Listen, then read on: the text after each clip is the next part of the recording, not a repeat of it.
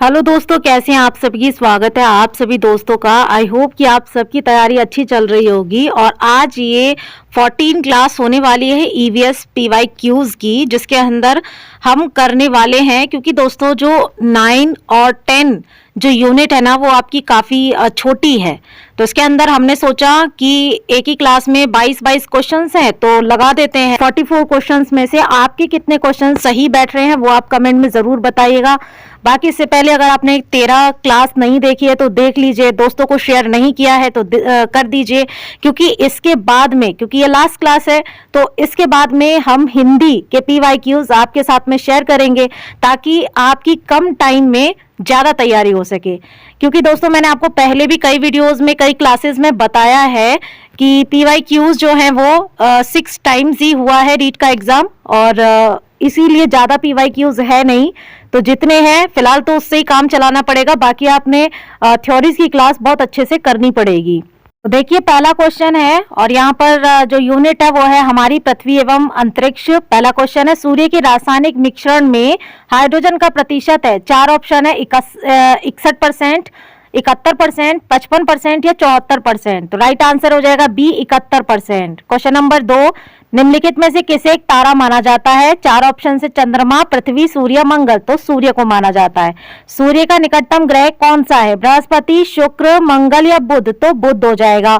निम्नलिखित में से कौन सा ग्रह इवनिंग स्टार कहलाता है। तो इनमें से इवनिंग स्टार जो कहलाता है वो कहलाता है शुक्र, ठीक है, यानी कि शाम का तारा जिसे कहते हैं हम, तो वो कहलाता है शुक्र, ठीक है। बाकी लाल ग्रह कौन सा है, तो मंगल कहलाता है। पृथ्वी का एकमात्र उपग्रह कौन हो जाएगा, तो चंद्रमा। और बुध किसके नजदीक है, तो सूर्य के। क्वेश्चन नंबर 5 देखेंगे, पृथ्वी अपने अक्ष पर किस ओर घूमती है।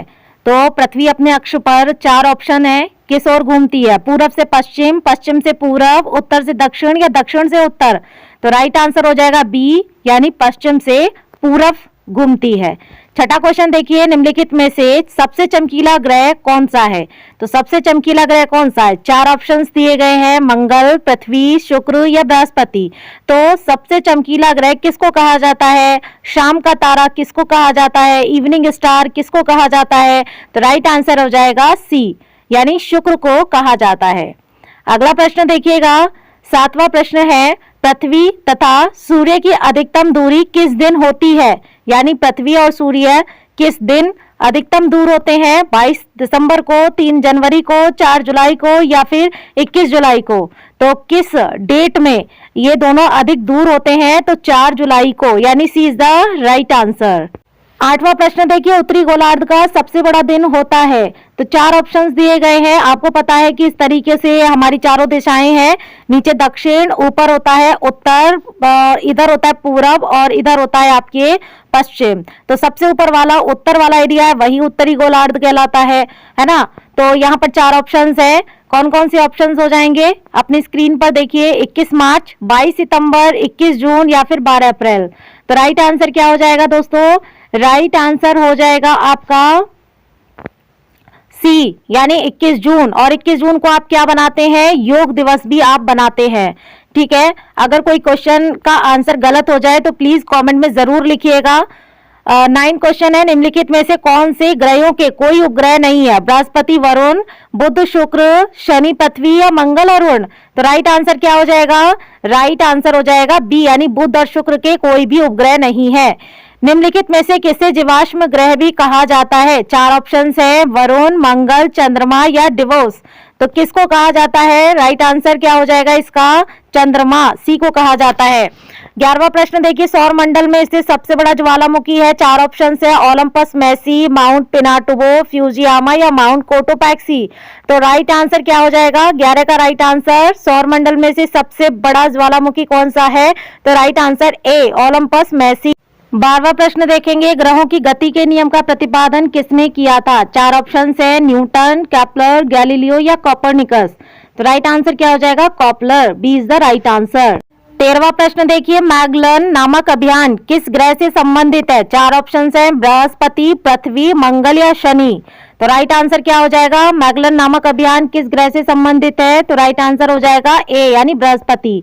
14 क्वेश्चन देखिए, टाइटन किस ग्रह का उपग्रह है? वरुण, शनि, अरुण या बृहस्पति? तो टाइटन किस ग्रह का उपग्रह है? तो B is the right answer यानी कि शनि। 15वां प्रश्न देखिए, भारत की प्रथम महिला अंतरिक्ष यात्री कौन थी?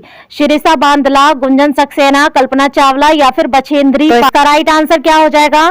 राइट आंसर हो जाएगा दोस्तों आंसर नंबर सी यानी कि कल्पना चावला भारत की प्रथम महिला अंतरिक्ष यात्री थी। क्वेश्चन नंबर 16 देखेंगे, भारत में अंतरिक्ष कार्यक्रमों की शुरुआत किस वैज्ञानिक द्वारा की गई? 4 ऑप्शंस हैं, एस सोमनाथ के द्वारा, सतीश धवन के द्वारा, डॉक्टर विक्रम साराभाई के द्वारा, एपीजे अब्दुल कलाम के द्वारा।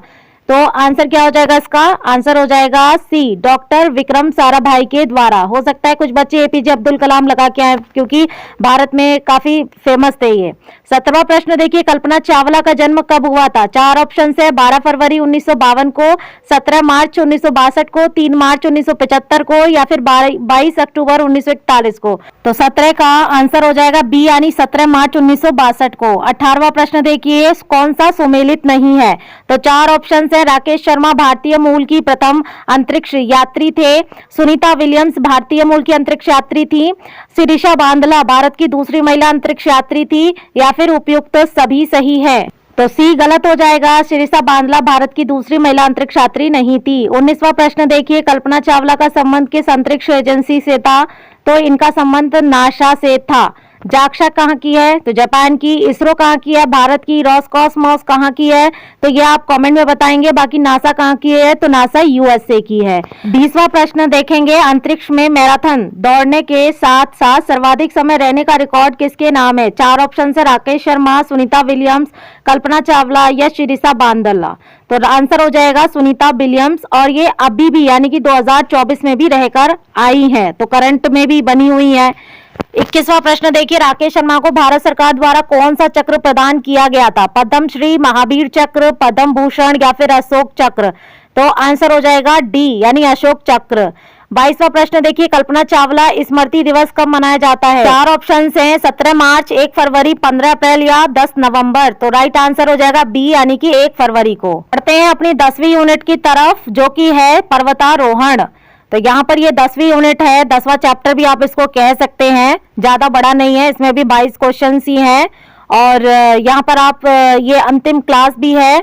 और इसके बाद में मैंने आपको बोला कि हम हिंदी के PYQs करेंगे और कोशिश करेंगे कि आपको पूरी यूनिट कराई जाए और ज्यादा से ज्यादा क्वेश्चन कम समय में आपको करा दिए जाए। तो आज ये EVS की क्लास कंप्लीट हो जाएगी और आपका काम यही रहेगा कि आप कमेंट करें, क्लास देखें और अपने दोस्तों में शेयर करें, ठीक है। और ये चीजें मैं बता ही चुकी हूँ कि इसके बाद जो क्लास शुरू होंगी वो आपकी परसों से यानी कि 17 तारीख से आप लगा लीजिए कि आपको हिंदी की क्लासेस मिलने लगेंगी। तो पहला क्वेश्चन है, माउंट एकांकागुआ दक्षिण अमेरिका की सबसे ऊंची चोटी को फतह करने का गौरव किसे प्राप्त है? 4 ऑप्शन है, संगीता सिंधी को, काम्या कार्तिकेयन को, संतोष अग्रवाल या सुषमा कौशिक। तो आंसर हो जाएगा काम्या कार्तिकेयन। दूसरा प्रश्न देखेंगे, पर्वतारोहण में काम आने वाला औजार इसमें से नहीं है। तो 4 ऑप्शन है, दूरबीन, स्प्रिंग स्केट्स, आइस स्केट्स या फिर विंड चीटर। तो कौन सा नहीं है? B is the right answer, spring skates नहीं है। तीसरा प्रश्न देखिए, माउंट एवरेस्ट फतेह करने वाली राजस्थान की पहली महिला कौन थी? निवेदिता चौधरी, आशा झांझड़िया, प्रेमलता अग्रवाल या संतोष अग्रवाल। राइट आंसर हो जाएगा ए निवेदिता चौधरी। चौथा प्रश्न देखिए, निवेदिता चौधरी का संबंध राजस्थान के किस जिले से है? अलवर से, जोधपुर से, झुंझुनू से या फिर बाड़मेर से। तो आंसर हो जाएगा झुंझुनू से। बढ़ते हैं अगले प्रश्न की तरफ, सर्वाधिक बार माउंट एवरेस्ट फतेह करने वाली महिला कौन है? 4 ऑप्शन है, प्रेमलता अग्रवाल, अंशु जामसेपा, अरुणिमा सिन्हा या बछेंद्री पाल। राइट आंसर हो जाएगा बी यानी कि अंशु जामसेपा। छठा प्रश्न देखिए, निम्नलिखित में से कौन सा युग्म सुमेलित नहीं है? पर्वतारोही एक तरफ दे दिया जाएगा और राज्य। अंशु जामसेपा क्या अरुणाचल प्रदेश की हैं? अरुणिमा सिन्हा मध्य प्रदेश की हैं, कृष्णा पाटिल महाराष्ट्र की हैं, चंदा गायन पश्चिम बंगाल की है। तो इसमें से कौन सा युग्म सही नहीं है? तो B is the right answer. Arunima Sinha जो है वो मध्य प्रदेश की नहीं है, तो कहाँ की है ये कमेंट में आप बताएंगे, ठीक है। बाकी सारे ऑप्शन सही है। प्रश्न संख्या 7 देखेंगे, अंटार्कटिका महाद्वीप पर पहुंचने वाली पहली भारतीय महिला पर्वतारोही कौन थी? चार ऑप्शन से कृष्णा पाटिल, डिकी डोलमा, आशा झांझड़िया या सुदीप्ता सेन गुप्ता। तो राइट आंसर हो जाएगा डी, सुदीप्ता सेन गुप्ता। आठवां प्रश्न देखिए, भावना डोरिया तथा मेघा डोरिया दोनों बहनें हैं। पर्वतारोही का संबंध किस राज्य से है? महाराष्ट्र, ओडिशा, मध्य प्रदेश या उत्तराखंड या उत्तर प्रदेश, सॉरी।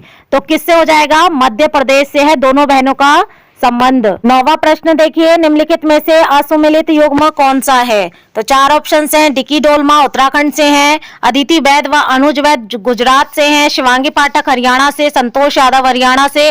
तो ए इज द राइट आंसर, ये असुमिलित है, डिकी डोलमा उत्तराखंड से नहीं है। तो आपको बताना है कॉमेंट में कि डिकी डोलमा कहाँ से है।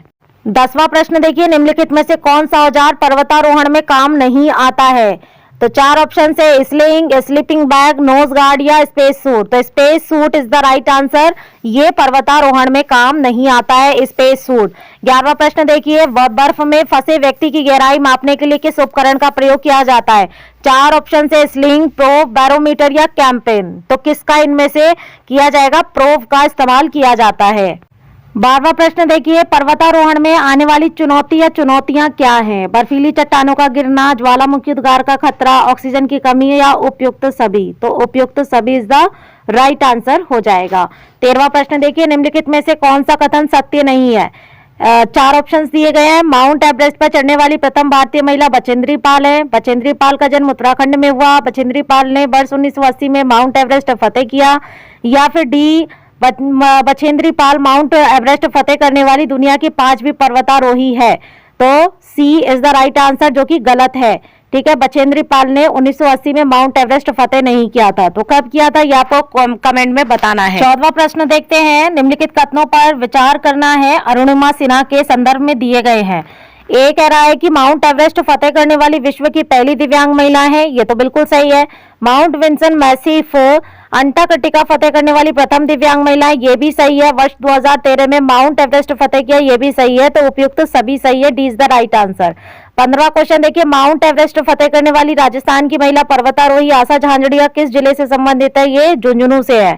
16वां प्रश्न देखिए, उत्तरी अमेरिका महाद्वीप की सर्वोच्च चोटी माउंट मैकिनले पर चढ़ने वाली प्रथम भारतीय महिला कौन थी इनमें से? संगीता बहल, संतोष यादव, प्रेमलता अग्रवाल या फिर कृष्णा पाटिल। तो कौन थी? प्रेमलता अग्रवाल। 17 क्वेश्चन देखेंगे, माउंट एवरेस्ट फतेह करने वाली विश्व की सबसे कम उम्र की महिला अंशु जमसेपा, डिकी डोलमा, मालावत पूर्णा या अरुणिमा सिन्हा। तो राइट आंसर हो जाएगा सी, मालावत पूर्णा थी जो सबसे कम उम्र की महिला थी पूरे विश्व में माउंट एवरेस्ट फतेह करने वाली। 18वां प्रश्न देखिए, अरुणिमा सिन्हा को भारत सरकार द्वारा किस पुरस्कार से सम्मानित किया गया? पद्म भूषण, पद्म श्री, पद्म विभूषण या अशोक चक्र। तो D is the right answer, Padma Shri से सम्मानित किया गया था। 19वां प्रश्न, माउंट एवरेस्ट फतेह करने वाली सबसे उम्रदराज महिलाएं संतोष यादव, संगीता सिंधी बहल, सुषमा कौशिक या फिर मालावत पूर्णा। तो B is the right answer, यानी संगीता सिंधी बहल जो है वो सबसे उम्रदराज महिला थी जिन्होंने क्या किया था? जिन्होंने माउंट एवरेस्ट को फतेह किया था। 20वां प्रश्न देखिए, सामान्यतः पर्वतारोहियों को होने वाली बीमारियां कौन सी हैं? एल्टीट्यूड सिकनेस होती है उन्हें, एक्यूट माउंटेन सिकनेस होती है, हाई एल्टीट्यूड पल्मोनरी एडिमा या उपयुक्त सभी। तो D is the right answer, क्या हो जाएगा? ये सारी बीमारियां माउंट एवरेस्ट वालों को होती है, यानी पर्वतारोहियों को हो जाती हैं। 21वां प्रश्न देखेंगे, गलत कथन को चुनना है। चार ऑप्शन है। पहला है, ऊंचाई के साथ वायु दाब बढ़ता है। दूसरा, ऊंचाई के साथ सौर विकिरण बढ़ती है। तीसरा, ऊंचाई के साथ तापमान कम होता है। और चौथा, ऊंचाई के साथ ऑक्सीजन कम होती है। तो ए इज द राइट आंसर, ऊंचाई के साथ वायु दाब बढ़ता नहीं है बल्कि घटता जाता है। तो इसीलिए गलत कथन चुनना था, तो ए गलत है। अब दोस्तों यहाँ पर 10वीं यूनिट का अंतिम क्वेश्चन है और इसी के साथ में हमारी ईवीएस की जो पीवाईक्यूज की जो क्लासेस थी वो खत्म हो जाएंगी। तो 22वां क्वेश्चन कह रहा है कि किलिमंजारो की चढ़ाई करने वाली पर्वतारोही रजनी चौधरी का संबंध राजस्थान के किस जिले से है? तो चार ऑप्शंस में से राइट आंसर हो जाएगा सी, यानी सीकर जिले से। तो यहाँ पर दोस्तों हमारा ईवीएस जो है वो खत्म हो चुका है पीवाईक्यूज के साथ में, और थ्योरी की क्लासेस हमने पहले ही करा चुकी है। अगर आपने नहीं देखी है तो जाकर देख लीजिए, प्लेलिस्ट में ईवीएस की आपको सारी क्लासेस मिल जाएंगी। और यहाँ पर हमने 14 क्लासेस के अंदर आपको पूरे पीवाईक्यूज दे दिए हैं जो कि कम से कम 300 प्लस हैं। जी हाँ, अगर आपने ठीक से देखे हो, सारी क्लासेस देखी हो, बिना स्किप किए या बिना स्पीड बढ़ाए देखी हो, तो आपको पता चलेगा आपने 300 प्लस क्वेश्चंस कर लिए हैं। अगर आप इनको अच्छे से कर लेते हैं ना, तो ईवीएस के 30 क्वेश्चंस कहीं नहीं गए, इन्हीं में से पूछे जाते हैं। आपको पता है कि यहाँ पर रीट जो है ना, वो सिलेबस के बाहर का एक भी क्वेश्चन नहीं देता है। तो अभी तक आपको पता है कि रीट के 6 ही बार पेपर हुए हैं, तो उन 6 पेपर का ये पूरा निचोड़ था, जिनमें से हमने ईवीएस के उत्कर्ष के टेस्ट सीरीज आपको दी थी, जिसके अंदर पीवाईक्यूज जो है वो 300 प्लस थे। तो इस क्लास के अंदर बस इतना ही। आप हिंदी की क्लास के लिए तैयार रहिए, और अगर आपने अभी तक हिंदी की क्लासेस की थ्योरी नहीं देखी है तो देख लीजिए, क्योंकि बिना थ्योरी के आप एक भी क्वेश्चन नहीं कर पाएंगे। पर हाँ, अपने पूर्व ज्ञान के आधार पर आप 400-500 क्वेश्चंस में से 50-60 क्वेश्चंस कर पाएंगे। लेकिन क्योंकि अगर आपने दोनों पेपर लिए हैं तो दोनों पेपर में आपको 60 नंबर की हिंदी देखने को मिलती है। मिलेंगे अगली क्लास में जो कि हिंदी की होगी। तब तक के लिए अपना ध्यान रखिए।